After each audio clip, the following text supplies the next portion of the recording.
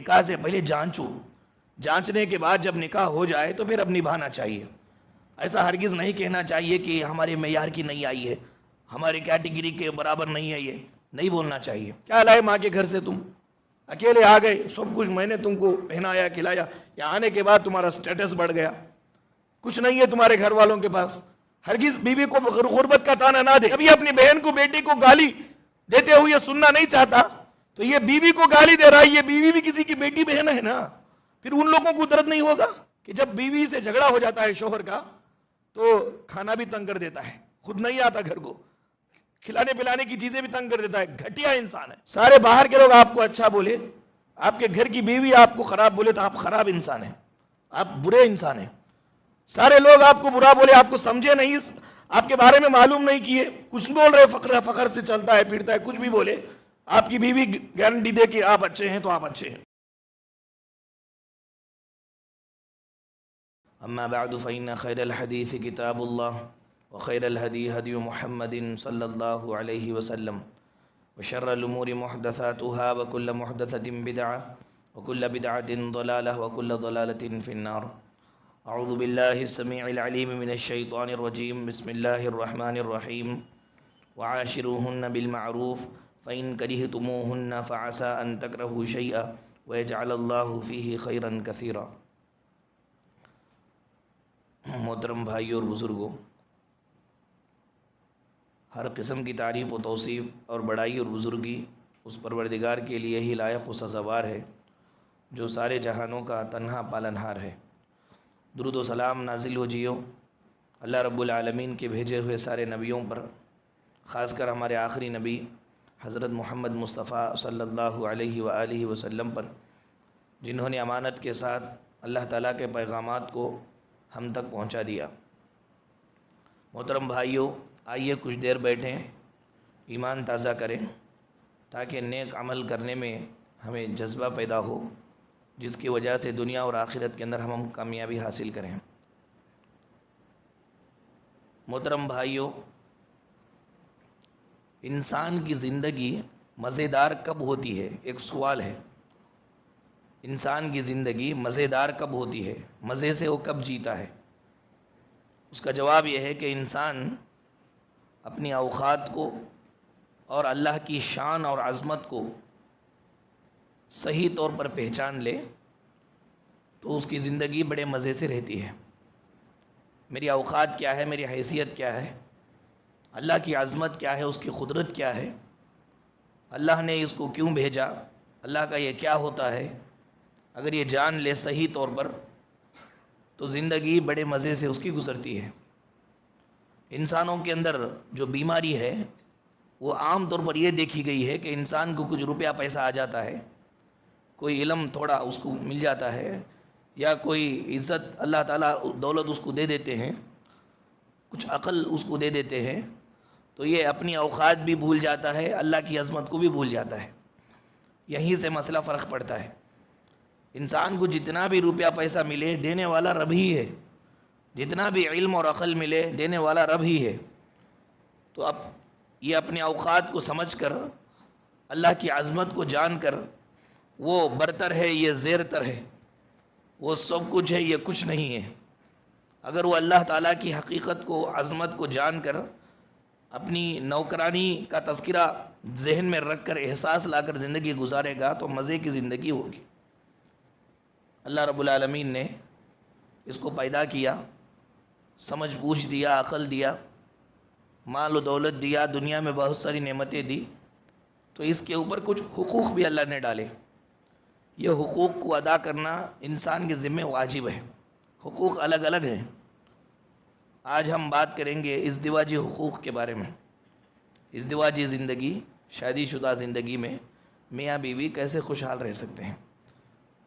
یہ بہت اہم اور برننگ ٹاپک ہے موجودہ زمانے کا. اس کو سننا چاہیے اور اس کے اندر معلوم کرنا چاہیے کہ اسلام کا معیار کتنا اونچا ہے. شادی شدہ کا معیار، شادی شدہ ازدواجی زندگی میں میاں بیوی کیسے رہنا چاہیے، اس کے اندر اسلام نے اپنا کیا معیار بتلایا. انسان کو سوچ کر کے اپنی زندگی میں وہ ہے یا نہیں وہ دیکھ لینا چاہیے. میرے بھائیوں، سب سے پہلی بات اس تعلق سے اسلام نے ہمیں یہ حکم دیا کہ شادی سے پہلے خوب جانچ کرے، خوب پرکھے، اچھی طرح دیکھ لے، اچھے گھرانے کا انتخاب کرے۔ یہ شادی سے پہلے ہونے والے کام ہیں، اچھی طرح سے انتخاب کرنا۔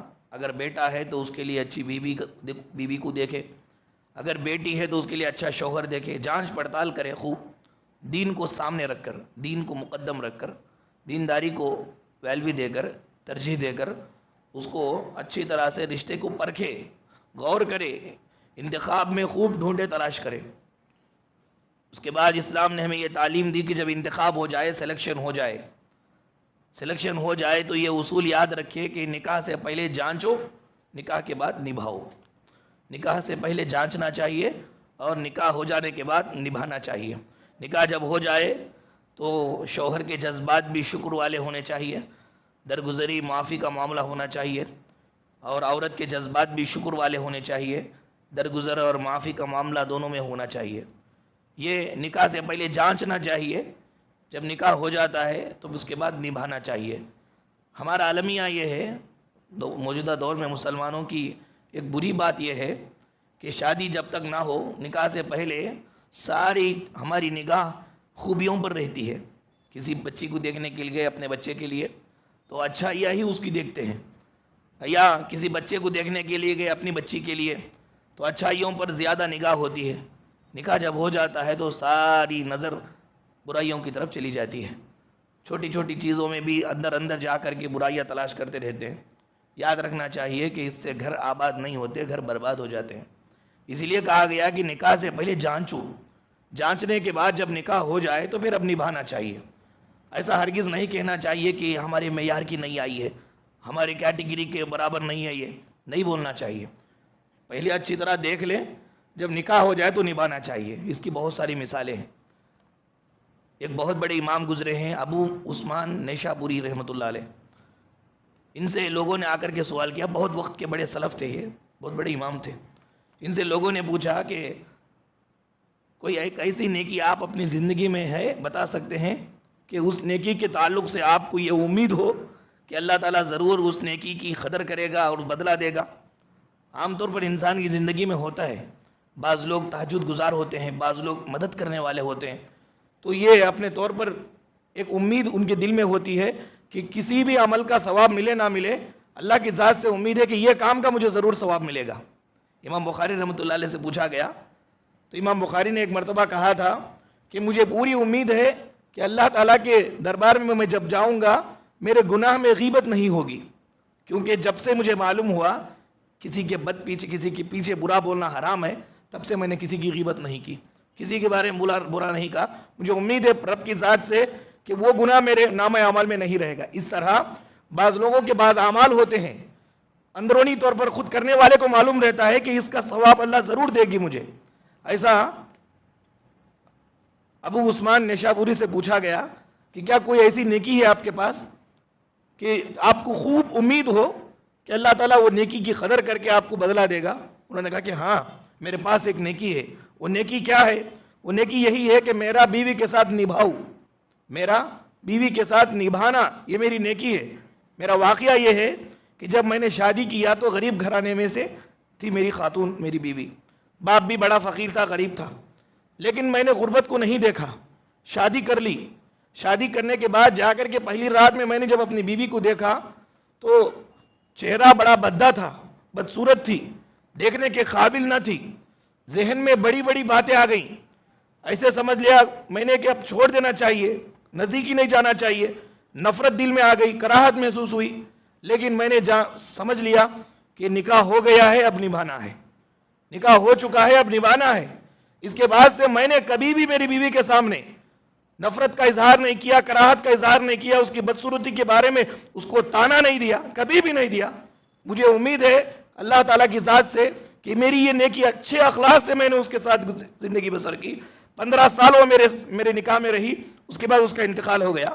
15 سال تک میں نے اس کے اف تک نہیں کہا، بلکہ بہت اچھے انداز میں نے شادی ہونے کے بعد نباہ کیا۔ اللہ کی ذات سے مجھے امید ہے کہ اس کی نیکی اللہ مجھے دیں گے۔ تو نکاح سے پہلے جانچیں نکاح جب ہو جائے تو پھر اس کے بعد نبھانا سیکھیں. ایسا ہرگز نہیں ہونا چاہیے کہ نکاح سے پہلے بچی کی یا بچوں کی خوبیوں پہ نظر ہو. جب نکاح ہو جائے تو ساری خامیاں اس کی نکال کر کے ڈالتے رہیں اور بولتے رہیں, تانا دیتے رہیں, مارتے رہیں اس کو. غربت کا تانا دے, غریبی کا تانا دے, بدصورتی کا تانا دے. اسلام کا معیار نہیں ہے, اسلام کا معیار نہیں ہے میرے بھائیوں. آج دیکھیے اچھی بھلی عورتیں, اچھی عورتیں ظلم کا نشانہ بن جاتی ہے. ظلم کا نشانہ کیسے بنتی ہے کہ بدصورت ہے یا فلا ہے, ہمارے معیار کے نہیں ہے. میرے بھائیوں, صورت اگر اچھی نہ ہو, سیرت اچھی ہے تب بھی قدر کرنی چاہیے. سیرت اچھی نہ بھی ہو تب بھی نبھانا چاہیے, کیونکہ آپ نے نکاح کر لیا ہے. جانچ پہلے ہونی چاہیے, اس کے بعد اب نبھانا ہے. آج کتنی اچھی عورتیں جو سیرت کی بہت اچھی ہے تب بھی وہ ظلم کا شکار ہے کہ بس صورتی کا تانا دے کر کے کچھ نہ کچھ اس کو تکلیفیں دیتے رہتے ہیں. میرے بھائیوں, ام دردہ رضی اللہ تعالیٰ عنہ سے پوچھا گیا, ابو دردہ آپ سے بہت محبت کرتے ہیں, ابو دردہ آپ کے ساتھ کیسے رہتے ہیں؟ ام دردہ نے کہا کہ ہاں, ابو دردہ مجھ سے بہت محبت کرتے ہیں. انہوں نے میری زندگی میں, جب تک وہ میری زندگی میں تھے, اب انہوں نے ایک لفظ بھی میرے تانے کے لیے نہیں کہا, غربت کا نہیں دیا, تانا مجھے نہیں مارا. تانا مارنا بولتے, اے فلاں گھرانے کی عورت, کالی کلوٹی, غریبی, کیا لے کے آئی ساتھ میں, کچھ نہیں ہے, ایسا کبھی انہوں نے تانا نہیں دیا مجھے. ام دردہ سرٹیفکیٹ دے رہی ہے. آپ ایک بات یاد رکھیں, سارے باہر کے لوگ آپ کو اچھا بولے, آپ کے گھر کی بیوی آپ کو خراب بولے تو آپ خراب انسان ہیں, آپ برے انسان ہیں.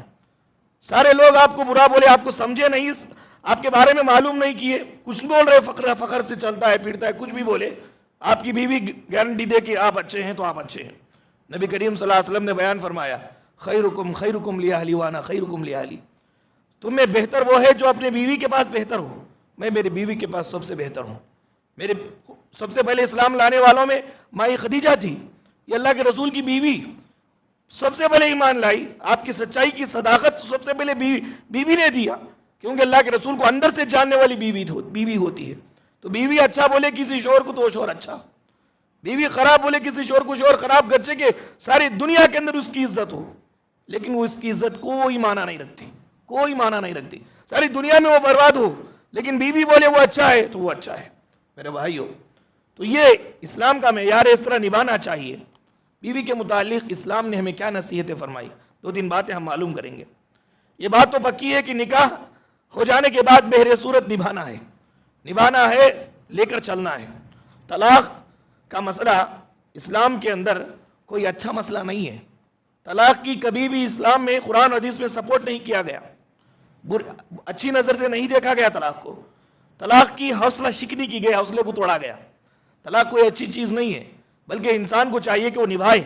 اللہ تعالیٰ نے حبیب پاک صلی اللہ علیہ وسلم کو مخاطب کر کے کہا, وعاشروہن بالمعروف. اے حبیب پاک صلی اللہ علیہ وسلم, عورتوں کے ساتھ اچھی طرح زندگی بسر کرو, عورتوں کے ساتھ اچھی طرح زندگی بسر کرو. عورتوں میں جس چیز کو تم ناپسند کرتے ہو, کیا پتا کہ وہی چیز تمہارے حق میں بہتر ہو, تمہیں معلوم نہیں ہے. عورتوں میں جو چیز آپ کو ناپسند ہوتی ہے, اسی چیز میں اللہ نے تمہارے لیے خیر و برکت رکھا ہوگا. صبر سے کام لو, برداشت سے کام لو, ان کے ساتھ اچھی زندگی بسر کرو. یہ رب کا فرمان ہے, سورہ نساء کی آیت ہے, وعاشروہن بالمعروف فإن کرہتموہن فعسى أن تکرہوا شیئا ویجعل اللہ فیہ خیرا کثیرا. جس کو تم ناپسند کرتے ہو عورت کے اندر کی چیز کو, ہو سکتا ہے کہ اسی میں اللہ نے تمہارے لیے خیر رکھا ہو, تمہیں کیا معلوم ہے. تو نبھانا سیکھو. آپ دیکھیں کہ کچھ خواتین ہوتی ہیں, ان کی عادتیں بری ہوتی ہیں, لیکن خواتین ہیں, وہ فرشتہ صفت کچھ نہیں ہے, معصوم تو نہیں ہے گناہوں سے. کچھ عادتیں ان کی بری ہوتی ہیں, لیکن دیگر چیزوں کے اندر وہ قابل رشک بھی ہوتی ہیں. کچھ عادتیں ان کی بری ہے, ہمیں پسند نہیں آتی, مان لیتے ہیں. کچھ عادتیں ان کے پاس ہوتی ہے, ہمیں پسند نہیں آتی, مان لیتے ہیں. لیکن بعض عادتوں میں وہ بہت اچھی ہوتی ہیں, بہت اچھی ہوتی ہے. اسی لیے اللہ کے نبی صلی اللہ علیہ وسلم نے بیان فرمایا, کوئی مرد, مومن مرد اپنی مومنہ بیوی سے بغض نہ رکھے, مومنہ بیوی کے تعلق سے دل میں کڑاپا نہ رکھے. اپنی بیوی کے تعلق سے دل میں بغض نہیں رکھنا. یہ آج ایسا بولی, میں یاد رکھ لیتا ہوں, وقت آنے پر میں بتاتا ہوں اس کو, اس کے گھر والوں کو بتاتا ہوں اس نے کیا کیا. ایسا بغض مومن کے لیے جائز نہیں ہے, بغض نہیں رکھنا چاہیے مومن سے. نبی کریم صلی اللہ علیہ وسلم نے بیان فرمایا, ایک عادت اگر اس کی تمہیں پسند نہ ہو تو دوسری عادت تم کو خوش کر دے گی, دوسری عادت تمہیں پسند آ جائے گی.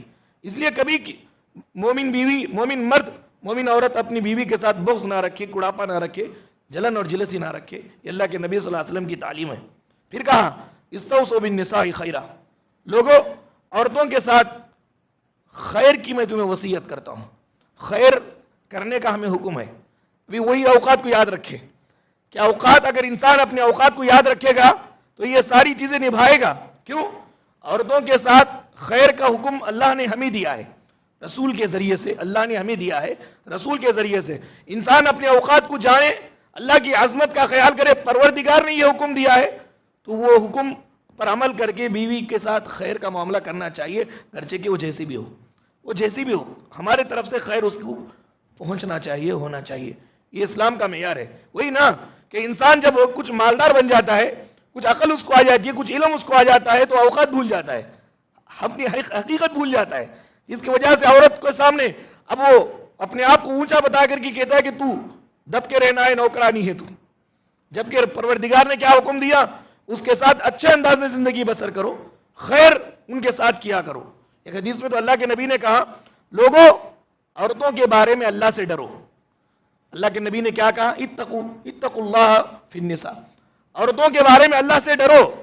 تم نے عورتوں کو اللہ کے نام پر لیا ہے، اللہ کے نام پر، اللہ کے عہد پر تم نے ان کو حلال کیا ہے، اللہ کے کلمے پر تم نے ان کو حلال کیا ہے. قبیلتو بولے تو نکاح ہوا، اللہ کے نام پر تم نے ان کو لے لیا ہے. ڈرو عورتوں کے بارے میں اللہ تعالیٰ سے.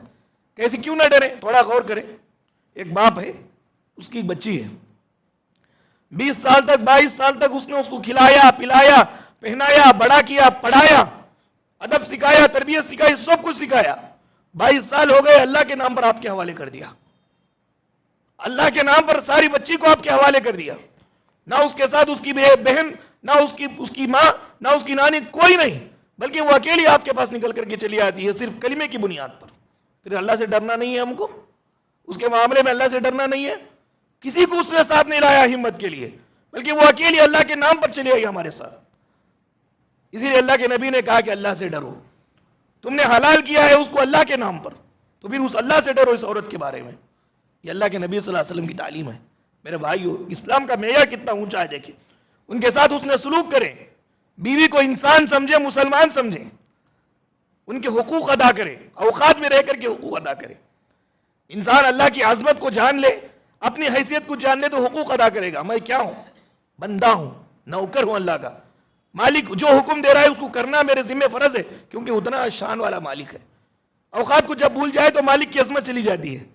اوقات کو جب یاد رکھتا ہے تو یہ سب کام اللہ کرو بولے اس لیے کرتا ہے، اللہ کرو کہا اس لیے کرتا ہے.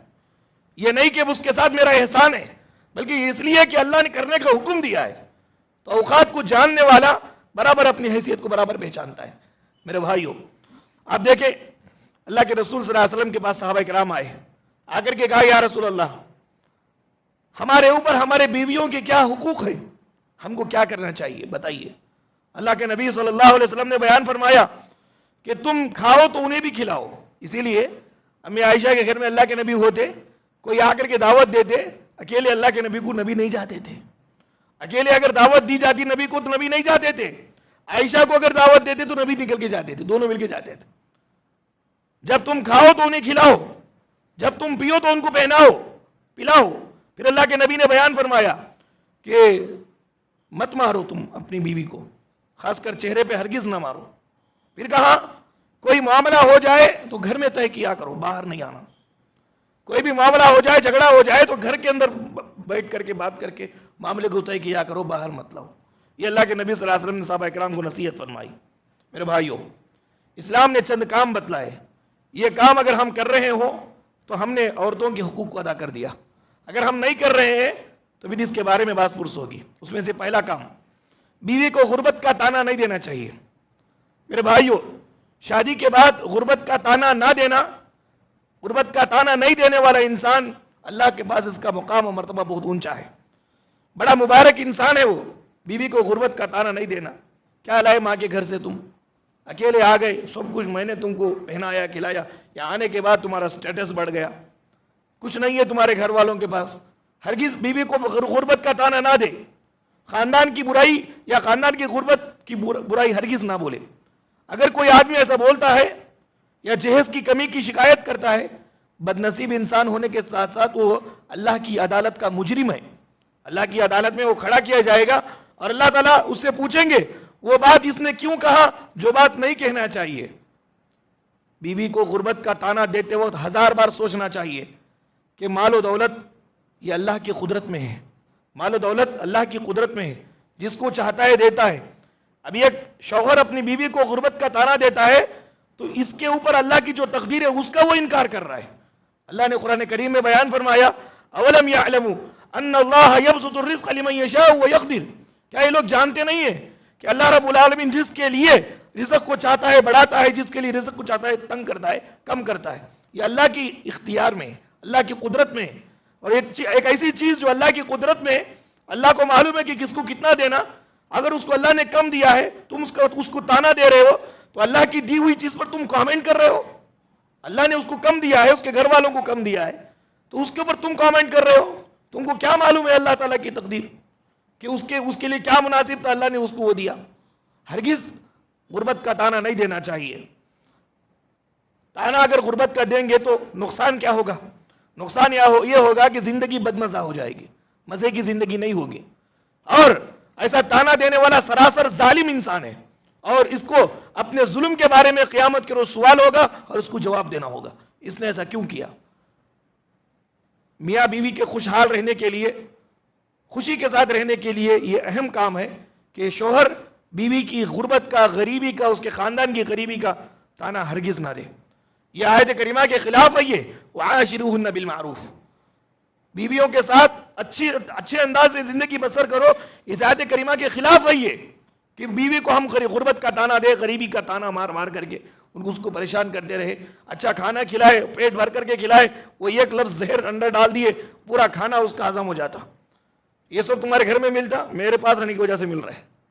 اب وہ پورا جو کھائیے وہ کھانا پیٹ بھر کر کے بھی اس کو کھلایا جائے، وہ ایک لفظ کافی ہے اس کے سارے کھانے کو اگلنے کے لیے.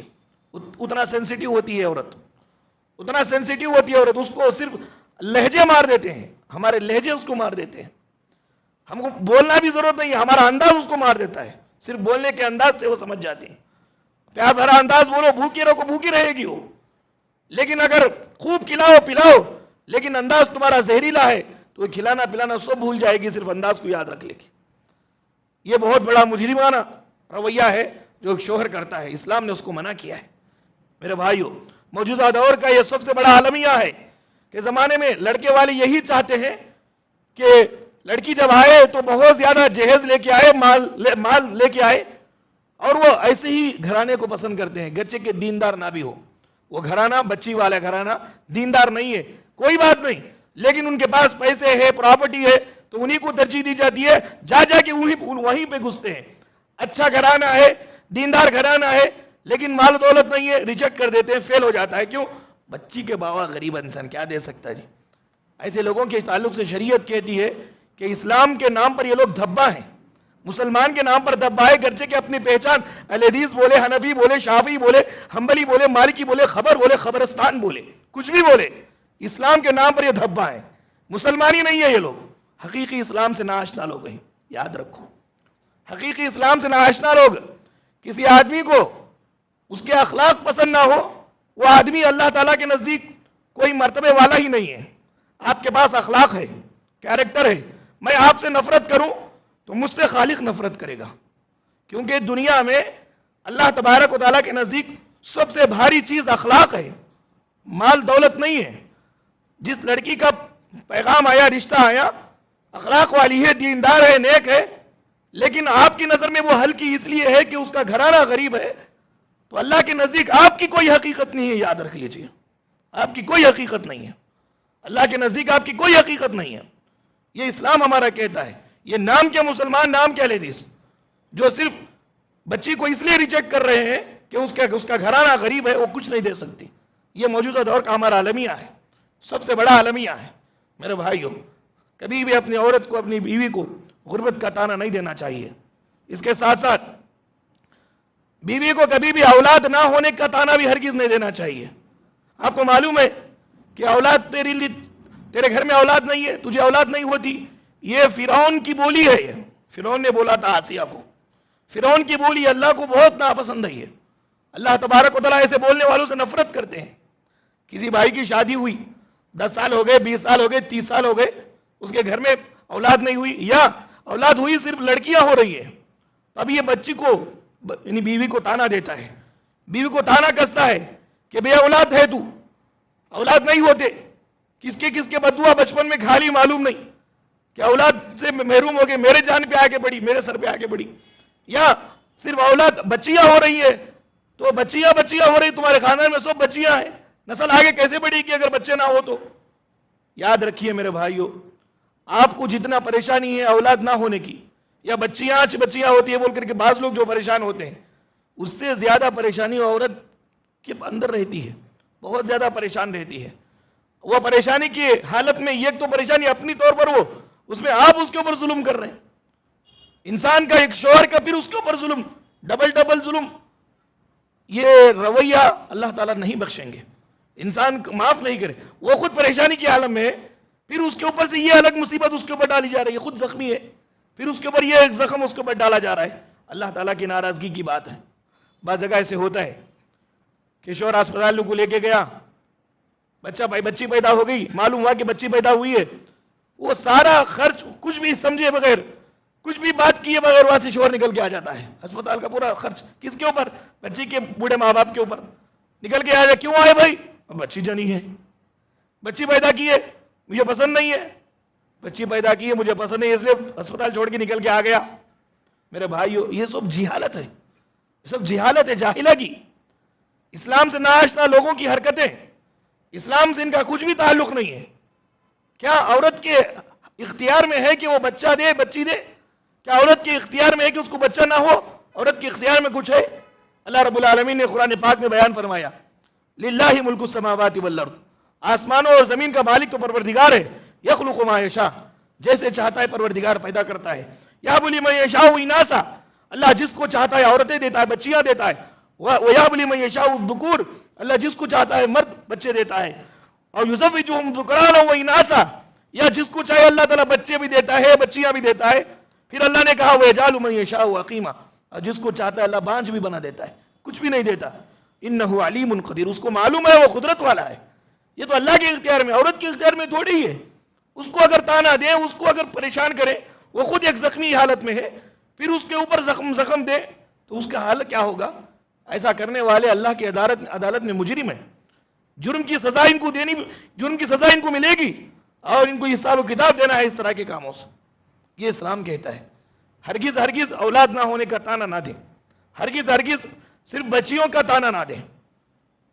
اس کے ساتھ ساتھ اسلام نے یہ تعلیم دی کہ بیوی کا نان و نفقہ شوہر کے ذمے ہے. نکاح ہو گیا، شادی ہو گئی، شادی ہونے کے بعد رہائش مرد کے ذمے ہے. میرے امی ابا دیکھ لیتے کارخانہ کی، مجھے تو معلوم نہیں ہے، اما بابا کدھر رہو بولے ادھر رہنا، نہیں، ویسا نہیں چلتا. جب یہ شادی کیا ہے تو شوہر کے ذمے اسلام نے یہ ذمہ داری ڈالی کہ تیری بیوی کو، آپ کی بیوی کو رکھنے کا انتظام آپ کو کرنا چاہیے، آپ کے ماں باپ کو نہیں، آپ کو کرنا چاہیے. اتنے لائق آپ ہو جائیں کہ اپنی بیوی کو اچھا گھر دے سکے اور اچھا کھلا سکے، اچھا پہنا سکے، اس طرح ہونا چاہیے.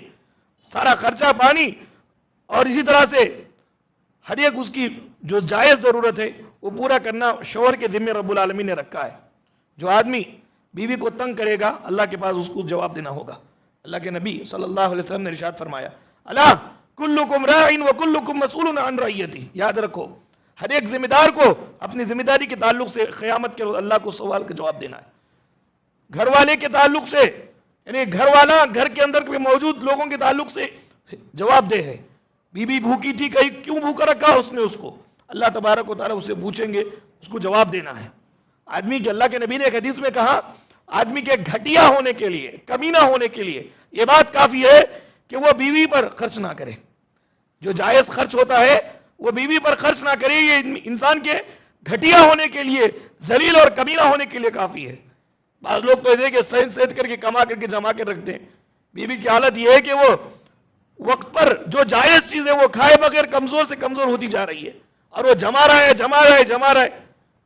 یہ مجرمانہ رویہ ہے. اللہ دیتے ہیں کھلانے کے لیے، نہ کہ جمانے کے لیے. کھلانے کے بعد بھی اگر آپ کے پاس بچا رہے تو اس کو جمانا چاہیے.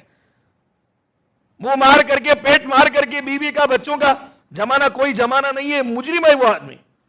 اللہ رب العالمین کے پاس یہ سوال اس کے ذریعے سے اس کے بارے میں اس کو ہوگا.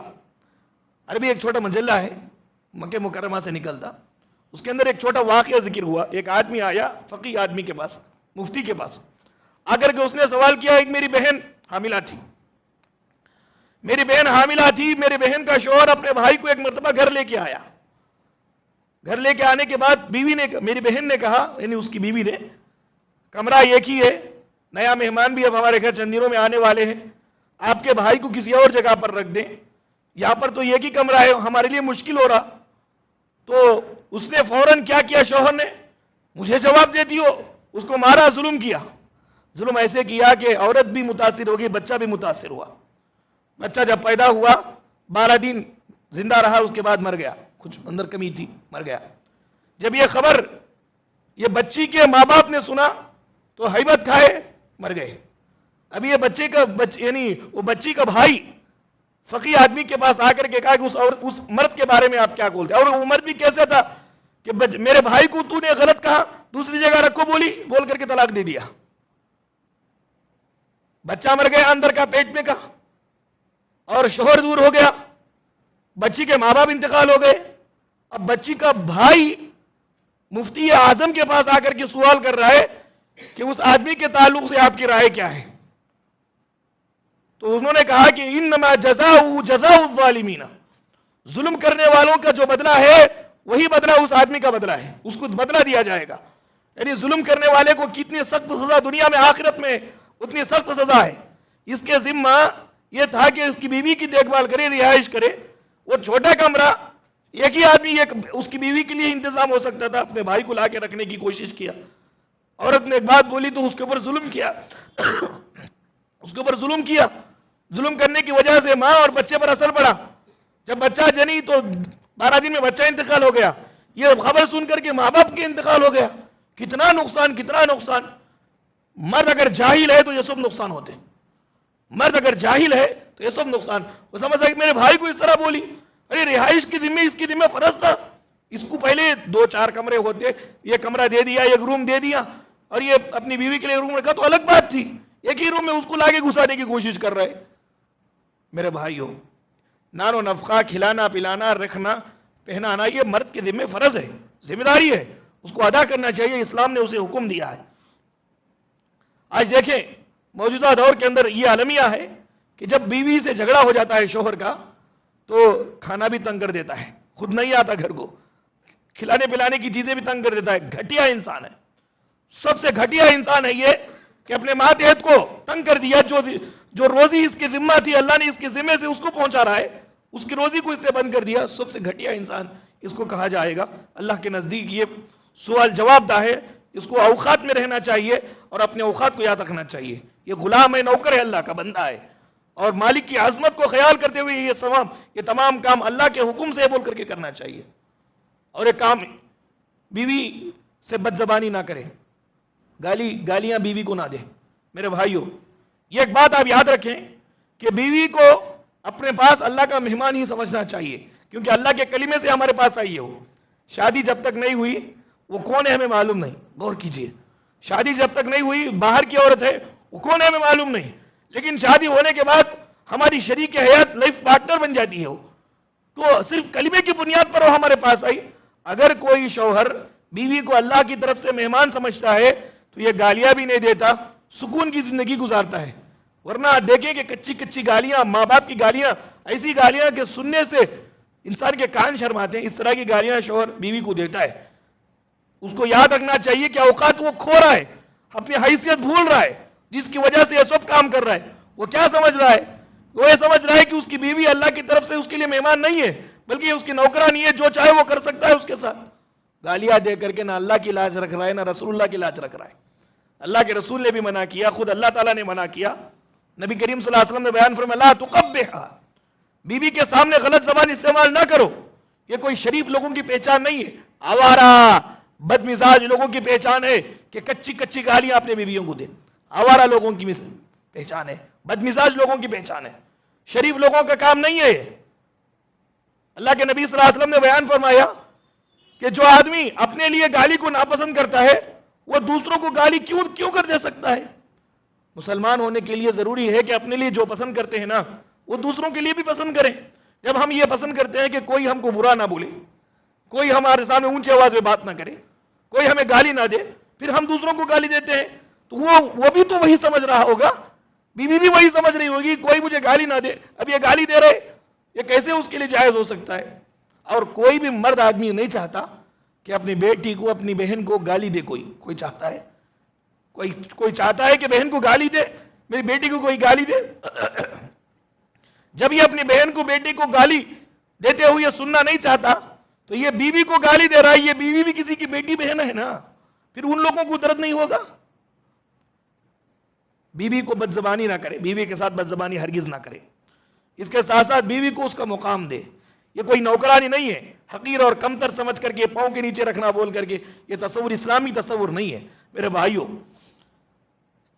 جس آدمی کے دل میں اپنے گھر والوں کی عزت نہیں, اس آدمی کی اللہ کے پاس بھی عزت نہیں. یاد رکھیں, عام طور پر کیا ہے, آدمی جو 2 ٹکے کمانے لگتا ہے سب کو نیچا دیکھتا ہے.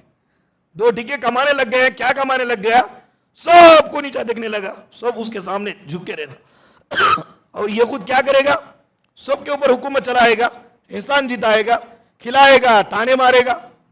اوقات بھول گیا ہے اس لیے یہ سب کام کر رہا ہے. یہ بیوی کے ساتھ اچھائی, بیوی کے ساتھ سمجھیے کہ اس بیوی کو اس کا مقام دینا, یہ اس لیے ہے کہ پروردگار کا یہ حکم ہے اور یہ نوکر ہے پروردگار کا. اگر یہ اپنے اوقات کو یاد رکھے گا تو یہ سب کام برابر کرے گا. اگر اوقات کو بھول گیا تو یہ احسان کی باتیں نکلنے لگے گی. اللہ کے نبی صلی اللہ علیہ وسلم کے بارے میں امی عائشہ سے پوچھا گیا کہ رسول اللہ گھر کے اندر رسول اللہ کا رویہ کیسے ہوتا تھا.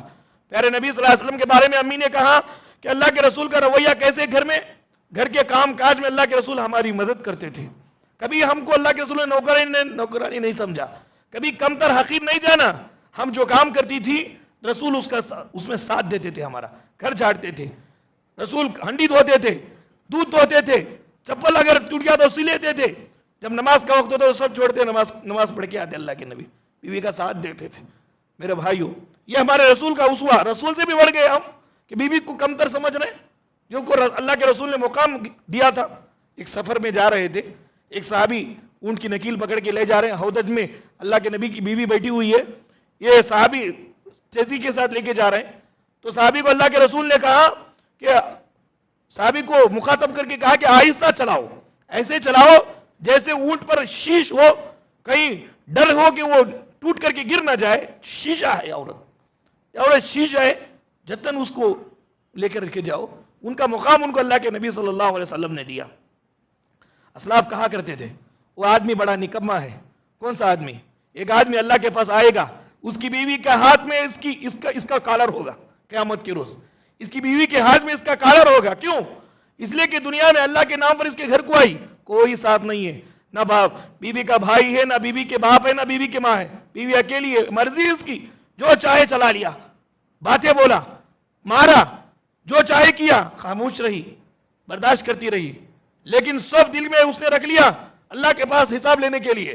قیامت کے روز مجلس کھڑی ہوئی تو اس محفل کے اندر وہ آئی اور اپنے شوہر کا گریبان پکڑ لیا, کالر پکڑ لیا اور اللہ سے شکایت کر رہی ہے, پروردگار مالک الملک, تیرے کلمے پر میں اس کے گھر کو گئی, اس نے میرے ساتھ یہ سب ظلم کیا, اب تو ہی اس کا جواب دینے والا ہے.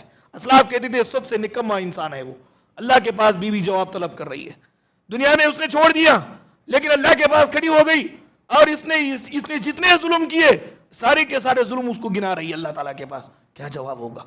وہاں تو کوئی بدل نہیں ہے سوائے مار کھانے کے, سزا پانے کے.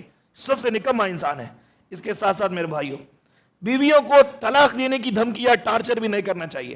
پیارے نبی نے بیان فرمایا بغیر وجہ کے کوئی مرد مرد کو طلاق کا مطالبہ نہ کرے. بیویوں کی خوشی چھیننا, ان کے گھر جو آباد ہے ان کو برباد کرنا, اس سے شیطان خوش ہوتا ہے, مالک خوش نہیں ہوتا. شیطان اپنا عرش پانی پہ لگا کے بیٹھ جاتا ہے, اپنے چیلوں کو بھیجتا ہے, چیلے جا کر کے کیا کرتے ہیں, سارے لوگوں کے اندر فتنہ مچاتے ہیں, آ کر کے رپورٹ کرتے ہیں اس کو, تو نے کیا کیا؟ کہا کہ میں نے بچے کو پڑھ رہا تھا تو اس کو کھیل میں لگایا, کچھ بڑا کام نہیں کیا. تو نے کیا کیا؟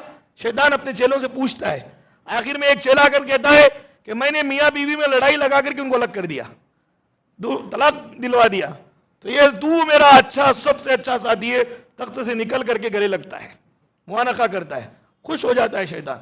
تو یہ طلاق کی نوبت یا دونوں کے اندر جھگڑا فساد کر کے الگ کر دینا شیطان کو خوش کرنا ہے, مالک کو خوش کرنا نہیں ہے. اور عورتوں کو بھی, اور عورتوں کے ذمہ داروں کو بھی یہ سمجھنا چاہیے کہ میکہ اور سسرال یہ دونوں میں فرق ہے.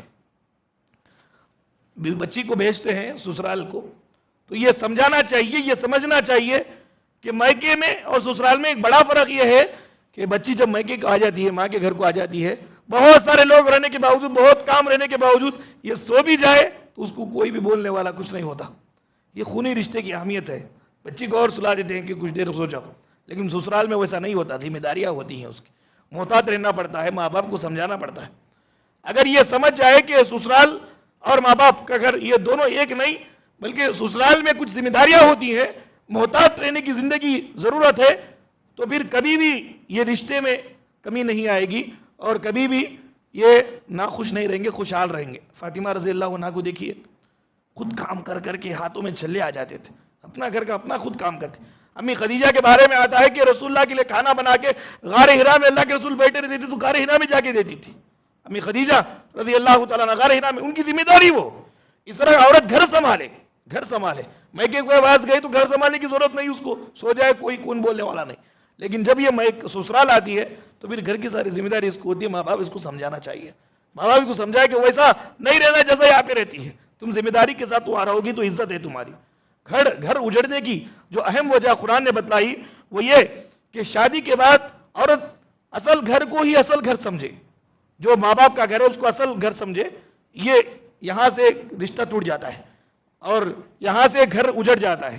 شادی کے بعد عورت کا اصل گھر اس کا سسرال ہے, اور جب یہ سمجھ جائے گی تو پھر یہ کبھی بھی لڑائی جھگڑے کی نوبت نہیں آئے گی.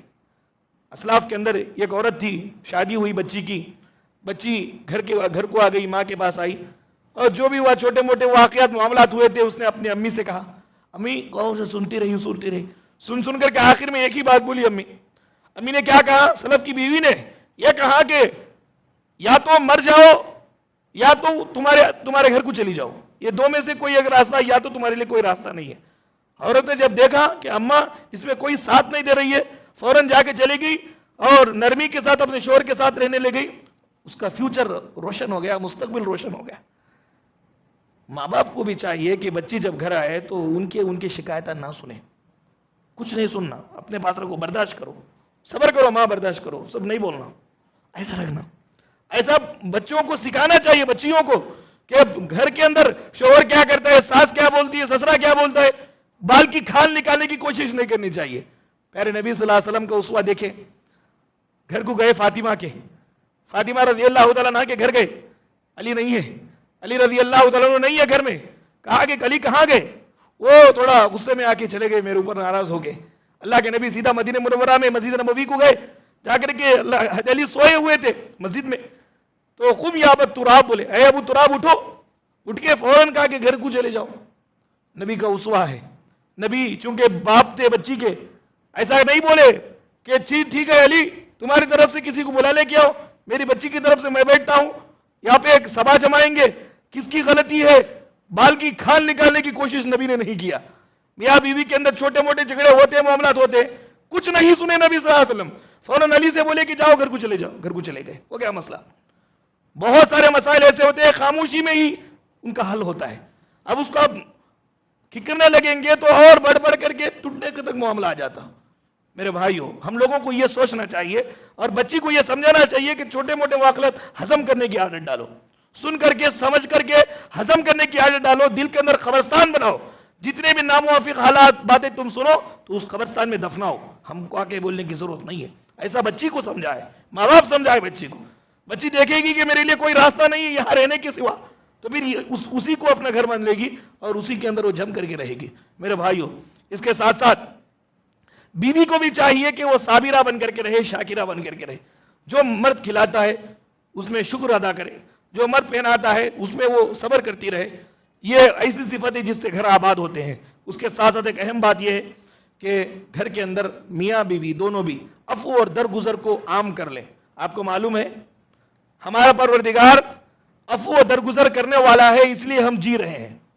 اللہ نے بیان فرمایا کہ اگر اللہ تعالیٰ بندوں کے کرتوتوں پر پکڑنا شروع کر دیتا تو دنیا کے اندر کوئی بھی جاندار باقی نہیں رہتا۔ یہ تو اللہ تعالیٰ کا کرم ہے کہ اللہ تعالیٰ معافی، نظر اندازی، عفو اور درگزر کے سے کام لے رہا ہے، اس لیے ہم زندہ ہیں۔ میاں کے اندر بیوی کے تعلق سے نظر اندازی، درگزری ہونی چاہیے، اور بیوی کے اندر بھی میاں کے تعلق سے عفو، معافی، درگزری ہونی چاہیے، یہ گھر آباد ہوتے ہیں۔ بال کی کھال کو پکڑ کر کے اس نے وہ غلطی کی، میں دکھاؤں گا، ایسا ذہن میں رکھ لیے، پھر اس نے غلطی کی، اس طرح یہ آپس میں یہ کڑاپے کی زندگی میاں بیوی کی خوشحال زندگی نہیں ہے۔ تب کا تب نظر اندازی کرنا سیکھیں، اس کے ذریعے سے زندگی خوشحال بنے گی۔ ساتھ ساتھ مسنون دعاؤں کا اہتمام کریں، گھر کو جاتے وقت سلام کرنا، کھانا کھاتے وقت کی دعا، بیت الخلاء میں جاتے وقت کی دعا، واپس آنے کے بعد دعا، اس طرح سوتے وقت کی دعا۔ ان دعاؤں سے شیطان نکل کے چلا جاتا ہے۔ شیطان جب چلا جائے تو گھر کے اندر اتحاد و اتفاق رہتا ہے، برکتیں رہتی ہیں، محبت رہتی ہے۔ یہ ناچاقیاں، یہ جھگڑے فسادات گھر جو اجڑتے ہیں، ٹوٹتے ہیں، شیطان کی وجہ سے۔ آپ گھر کے اندر جاتے وقت دعا پڑھ کے نہیں گئے، سلام کر کے نہیں گئے تو شیطان ساتھ میں آ جاتا ہے، جس کی وجہ سے آگے ورغلانے لگتا ہے، ایک ایک بات کو اونچا کرنے لگتا ہے۔ آپ غصے میں آگے ایک بات بولتے ہیں، وہ غصے میں دو باتیں بولتی ہیں، اس طرح معاملہ گرم ہوتا ہے۔ اسلاف کے بارے میں آتا ہے، امام اعمش رحمہ اللہ کہتے ہیں ایک پوری شادی ہونے کے بعد سے موت تک ایک مرتبہ میری بیوی سے میرا جھگڑا ہوا، ساری زندگی جھگڑا نہیں ہوا۔ کیوں نہیں ہوا؟ اس لیے کہ جب بھی میں جاتا گھر میں تو دعا پڑھ کے سلام کر کے جاتا۔ جس وقت جھگڑا ہوا تھا میں نے سوچا کہ سلام نہیں کیا تھا، گھر میں جاتا سلام نہیں کیا تھا، جس کی وجہ سے جھگڑا پیدا ہو گیا ہم لوگوں میں۔ اسلاف کے بارے میں آتا ہے کہ جب کسی پر غصہ آ جاتا گھر کے اندر تو سلام زور سے کرتے، تو وہ سلام کی برکت سے اللہ تعالیٰ جھگڑے کو مٹا دیتے، خوشحال رکھتے۔ یہ کچھ چیزیں تھیں اسلام کی۔ میرے بھائیوں، ہم لوگوں کو چاہیے کہ اسلام نے جو زندگی گزارنے کا معیار ہمیں سکھایا، اس معیار کے ساتھ زندگی گزاریں۔ آوارہ بدو، یہ غیر مذہب لوگوں کے دیکھا دیکھی، ہمارے پاس جو انعام اور نعمتیں اللہ کی طرف سے ہے، ان نعمتوں میں سے ایک نیک بیوی بھی ہے۔ نیک بیوی کو ضائع نہ کریں، اس طرح ان کو حقیر جان کر کے اللہ کے پاس اپنے اوقات کو نہ کھو بیٹھے۔ انسان اپنے اوقات میں رہا تو یہ سب چیزوں کو برابر کرے گا۔ نماز پڑھے گا اس لیے کہ مالک کا حکم ہے، روزہ رکھ رہا ہے رمضان کے روزے اس لیے کہ مالک کا حکم ہے۔ ایسا ہی اپنے گھر والوں کے ساتھ اچھائی سے پیش آنا، یہ اس لیے کیونکہ یہ بھی مالک کا حکم ہے۔ تو یہ وہ جو بھی جواب دے، ہمارا رد عمل جیسا بھی ہو ان کا، ہمارا معاملہ ان کے ساتھ اللہ تعالیٰ کے پاس جواب سے ہم کو چھوٹنے کے لیے یہ کام ہم کو کرنا چاہیے۔ اللہ تعالیٰ سے دعا ہے کہ رب العالمین ہم تمام لوگوں کو صحیح اسلامی زندگی گزارنے کی توفیق عطا فرمائے، جب تک اس دنیا فانی میں ہمیں زندہ رکھے، ایمان اور اسلام کی حالت میں زندہ رکھے، جب خاتمہ ہو تو بالخیر ہو۔ اللہ تعالیٰ ہم تمام لوگوں کو خبر کے عذاب سے بچائے، جہنم کے عذاب سے بچائے، اور جتنے بھی لوگ ایمان کی حالت میں ہم سے سبقت کر چکے ہیں ان تمام لوگوں کو خبر کے عذاب سے بچائے، جہنم کے عذاب سے بچائے۔ آمین۔ وآخر دعوانا ان الحمد للہ رب العالمین۔ سبحانک اللہم و بحمدک، اشہد ان لا الہ الا انت، استغفرک و اتوب الیک۔